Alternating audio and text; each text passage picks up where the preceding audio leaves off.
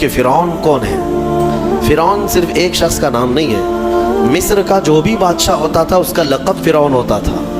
تقریباً 18 یا 19 فرعون آئے، جو بھی بادشاہ ہوتا تھا اس کا لقب تھا یہ فرعون، اکثر لوگ اس کو نام سمجھتے۔ اب جو موسیٰ علیہ السلام کے زمانے کا فرعون تھا وہ بڑا جری تھا، اسے طاقت پر غرور بھی تھا، گھمنڈ بھی تھا۔ ایسا ہے کہ تقریباً 100 سال تک تو کبھی اس کو سردی بخار بھی نہیں آیا، بیمار کبھی نہیں ہوا۔ تو آدمی کو جب کوئی تکلیف نہ آئے تو وہ غرور میں بڑھ جاتا ہے اور اسے ایسا لگنے لگتا ہے کہ میں سب سے پاورفل آدمی ہوں دنیا کا، مجھے کچھ ہو نہیں سکتا۔ تو یہی فرعون ہے جس نے اپنے زمانے میں یہ اعلان کیا تھا کہ لوگوں میں تمہارا رب ہوں، تمہارا بڑا رب میں ہوں، میری عبادت کرو۔ بات تو چل رہی تھی اور لوگوں کو اپنی خدمت پر معمور کرنے کی بجائے اپنی عبادت پر معمور کرتا تھا، ہزاروں لوگ اس کو سجدہ بھی کرتے۔ ایک دن ایسا ہوا کہ فرعون نے خواب دیکھا، آسمان سے ایک تارا ٹوٹ کر اس کی گود میں گرا یا اس کے محل پہ گرا اور پھر آگ لگ گئی اس کے محل میں۔ وہ گھبرا کر کے اٹھا، صبح نجومیوں کو، کاہنوں کو بلایا کہ اس خواب کی کوئی تعبیر صحیح بتا دے۔ بہتوں نے الگ الگ تعبیریں بتائی، پھر جو بڑے ماہر نجومی تھے انہوں نے کہا کہ اس خواب کی تعبیر یہ ہے کہ بنی اسرائیل خاندان میں ایک بچہ پیدا ہوگا جو تیری سلطنت کو ہلاک کر دے گا، تیری سلطنت کے ہلاک کرنے کا باعث بنے گا۔ خواب کی تعبیر سننے کے بعد شاہی فرمان جاری کر دیا اس نے کہ بنی اسرائیل میں آج کے بعد جو بھی لڑکا پیدا ہوگا اسے مار دیا جائے گا، کیونکہ وہ بچہ کہیں سلطنت کی ہلاک کرنے والا پیدا نہ ہو جائے۔ تو یہ اعلان کے بعد بنی اسرائیل خاندان میں جو بھی لڑکا پیدا ہوتا اسے مار دیا جاتا، بیٹوں کو ذبح کر دیتا تھا اور لڑکیوں کو زندہ چھوڑ دیتا تھا۔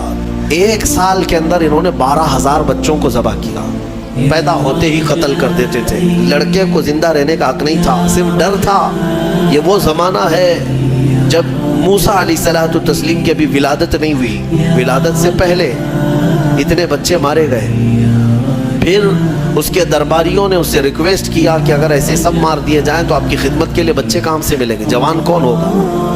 تو 1 سال چھوڑا جاتا، 1 سال مارا جاتا۔ اتفاق ایسا کہ جس سال مارا جانے والا تھا اسی سال موسیٰ علیہ السلام کی پیدائش، ان کی ماں حاملہ تھی اور پیدا ہونے کا وقت جب قریب آیا تو اللہ تبارک و تعالیٰ جسے جہاں چاہے بچائے، ہاں جس انداز میں چاہے وہ اللہ تعالیٰ حفاظت فرماتا ہے۔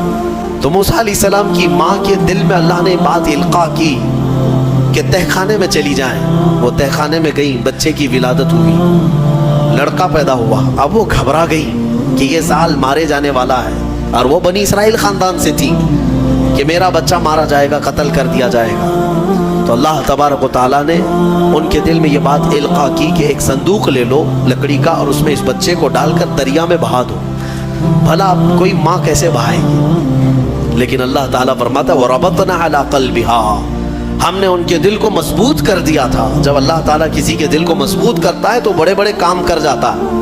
ان کی ماں صندوق میں رکھ کر کے بچے کو ایک دریا کے کنارے ڈال دیتی ہیں، بہا دیتی ہیں، اور اپنی بڑی بیٹی کو کہتی ہیں کہ دیکھتے رہنا یہ صندوق کہاں جاتا ہے۔ موسیٰ علیہ السلام کی جو بڑی بہن تھی وہ دیکھتی ہوئی جا رہی تھی اس صندوق کے پیچھے۔ صندوق بہتے بہتے بہتے ایک باغیچے کے کنارے لگا، وہ باغیچہ فرعون کا ہی تھا، اور فرعون کی بیوی وہاں پر ٹہلنے کے لیے شام کے وقت آیا کرتی تھی۔